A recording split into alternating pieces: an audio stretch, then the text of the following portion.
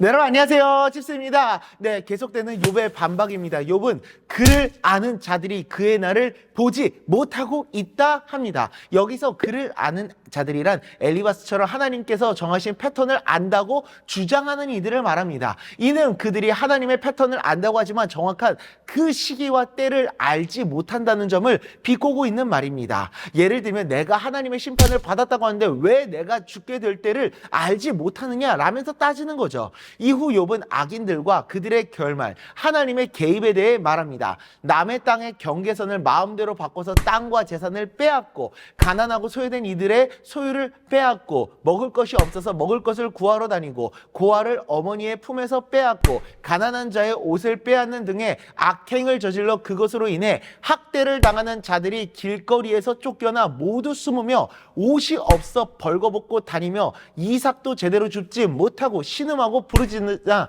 도움을 얻지 못합니다. 심지어 하나님마저 그들의 기도를 듣지 않으신다고 말합니다.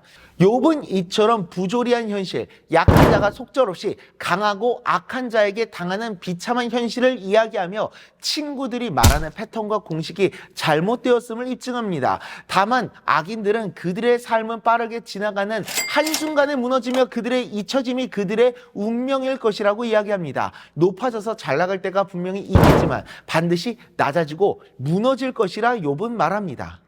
욥은 분명 말합니다. 가령 그렇지 않을지라도 악인들에 대한 하나님의 심판은 반드시 있을 것이다. 하지만 그렇지 않더라도 라는 말을 통해 우리가 생각하는 방식대로 하나님의 심판이 이루어지지 않을 수도 있음을 이야기합니다. 이는 기계적인 법칙이 아닌 인간의 생각을 넘어서는 하나님의 섭리 속에서 이루어짐을 나타냅니다. 악인들에 대한 하나님의 심판은 반드시 일어날 것입니다. 하지만 그것은 어떤 원칙과 패턴으로 이루어지는 것이 아닌 내 눈앞에서 이루어지지 않고 내가 원하는 방식대로 이루어지지 않더라도 내 생각과 지식을 넘어서는 하나님의 놀라우신 섭리 속에서 이루어질 것입니다. 이사야 13장 11절입니다. 내가 세상의 악과 악인의 죄를 벌하며 교만한 자의 오만을 끊으며 강포한 자의 거만을 낮출 것이며 아멘. 이 말씀대로 반드시 악을 벌하시되 인간의 짧은 생각이 아닌 그 깊은 지혜와 섭리로 그 뜻을 행하실 하나님을 신뢰하며 오늘도 주님의 길을 걸어 나아가는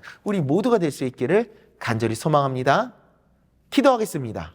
하나님 아버지, 하나님은 반드시 그 악인들을 심판하실 줄 믿습니다. 다만 그것이 우리가 생각하는 그 원칙이나 패턴이 아닌 아버지 하나님의 그 놀라우신 섭리와 계획 속에서 이루어지게 될 것임을 늘 언제나 믿고 바라보며 하나님 앞에 겸손히 무릎 꿇으며 주님의 뜻을 이루며 나아가는 주님의 길을 걸어 나아가는 우리 모두가 될 수 있도록 주님 은혜 내려 주시옵소서. 예수님의 이름으로 기도드리옵나이다. 아멘.